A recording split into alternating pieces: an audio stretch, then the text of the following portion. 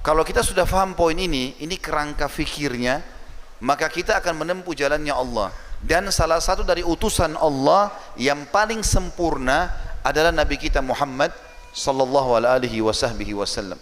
Allah mengutus 120.000 nabi, di antaranya 313 rasul yang wajib kita tahu namanya, kisahnya. 25 nabi dan rasul. Masih banyak yang kita tidak tahu kisah mereka. Karena itu saja yang dinukil oleh Allah Subhanahu wa taala dan dimasukkan dalam rukun iman kita. Yang keempat, iman kepada para rasul. Nabi, seseorang yang Allah utus seseorang yang Allah utus mengingatkan kaumnya apa yang telah disampaikan oleh nabi dan rasul sebelumnya. Makanya jumlah nabi banyak. Tapi kalau rasul, tadi dari 120.000 nabi, ada 313 rasul. Jumlahnya rasul sedikit. Siapa rasul ini?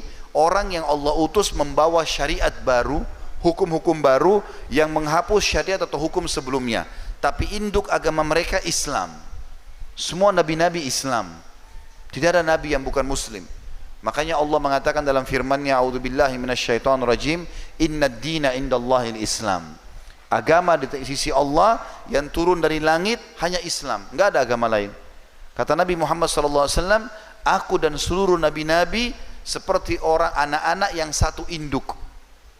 Artinya satu ajaran, satu agama Islam, tapi syariatnya yang berbeda-beda nanti. Ada yang dihapus oleh Allah, ada yang ditambahkan, ya. Seperti itulah. Semua nabi-nabi sebelum baginda Nabi Muhammad SAW diutus khusus untuk kaumnya saja. Jadi dulu sebelum Nabi Muhammad SAW itu bisa saja satu lokasi, misalnya lokasi, ya, Sumatera Selatan misalnya, dengan mungkin daerah Kalimantan, Sumatera atau Kalimantan, ini dua-dua punya nabi, beda-beda. Kita ambil contoh misalnya, ini contoh tadi ya, saya sebutkan wilayah Indonesia. Contoh realnya adalah Nabi Ibrahim alaihissalam. Lokasi dakwah beliau 3, nggak ada lokasi lain.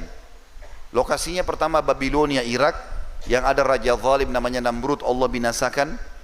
Kemudian pindah ke Palestina, kemudian Mekah, yang beliau akhirnya mengantar Hajar dan Ismail alaihissalam untuk tinggal di sana, dan di situ diterapkanlah syariat Nabi Ibrahim alaihissalam.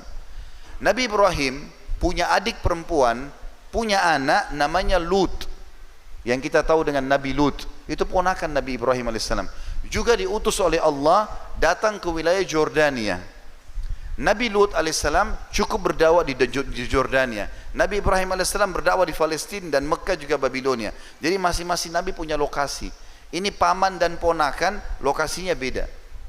Begitu zaman sebelum Nabi Muhammad SAW. Nabi bisa sezaman tapi beda lokasi, karena masing-masing diutus untuk kaumnya. Begitu juga kita tahu Musa alaihissalam sezaman dengan saudaranya sendiri, Harun.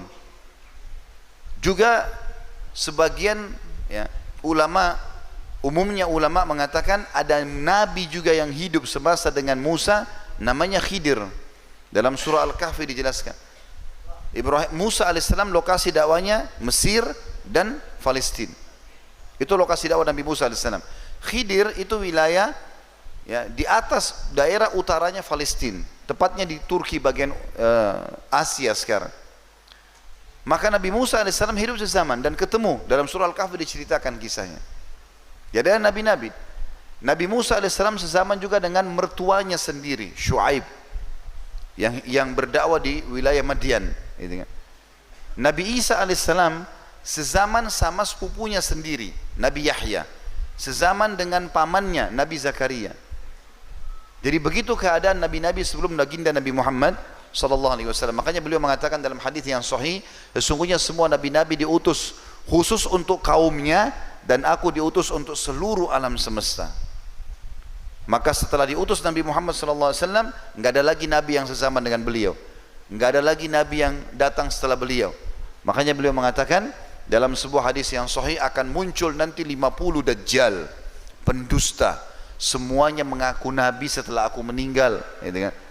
Dan ketahuilah aku penutup para nabi dan rasul. Teman-teman sekalian, kalau Nabi Muhammad SAW adalah pemimpin para nabi, sebagaimana beliau mengatakan, aku adalah pemimpin anak Adam dan aku akan memimpin para nabi-nabi di hari kiamat nanti, maka berarti beliau yang terbaik. Yang menjadi pengikutnya juga kita ini adalah umat terbaik. Kita ini umat terbaik dibandingkan umat-umat Nabi sebelum kita. Itulah yang Allah jelaskan dalam Al-Quran. A'udzu billahi minasyaitonir rajim. Kuntum khaira ummatin ukhrijat linnas. Kalian ini pengikut Muhammad sallallahu alaihi wasallam adalah umat terbaik yang pernah dikeluarkan di muka bumi ini. Kata Nabi Muhammad sallallahu alaihi wasallam, tidak ada satupun umat sebelum kalian kecuali berharap jadi kalian. Karena nabi-nabi sebelum Nabi Muhammad SAW mengingatkan nanti akan ada nabi terakhir, penutup para nabi di akhir, namanya Muhammad, namanya Ahmad, dan dia akan memiliki pengikut yang pengikut ini lebih baik daripada kalian. Maka umat-umat sebelum kita berharap menjadi kita. Juga kita ini teman-teman, karena menjadi pengikut manusia yang terbaik ini, apalagi orang menerapkan syariatnya, mengikuti ajarannya, menikmati yang dihalalkan, meninggalkan yang diharamkan, maka akan menjadi kelompok pertama masuk ke dalam surga. Kata Nabi SAW dalam hadis yang sahih riwayat Bukhari, akulah orang pertama yang akan mengetuk pintu surga. Lalu penjaga surga malaikat berkata, siapa kamu? Aku berkata, aku Muhammad. Lalu malaikat itu mengatakan, aku diperintahkan untuk tidak membuka pintu ini pertama kali kecuali untukmu. Lalu aku pun masuk dan diikuti oleh umatku. Padahal kita umat terakhir, ada umat-umat sebelum kita, cuma kita lebih dulu masuk ke dalam surga karena kemuliaan manusia terbaik ini. Juga dalam hadis yang lain kata Nabi SAW, surga diharamkan untuk nabi-nabi sebelum aku masuk dan diharamkan untuk umat sebelum umatku masuk. Maka ini karunia yang sangat besar.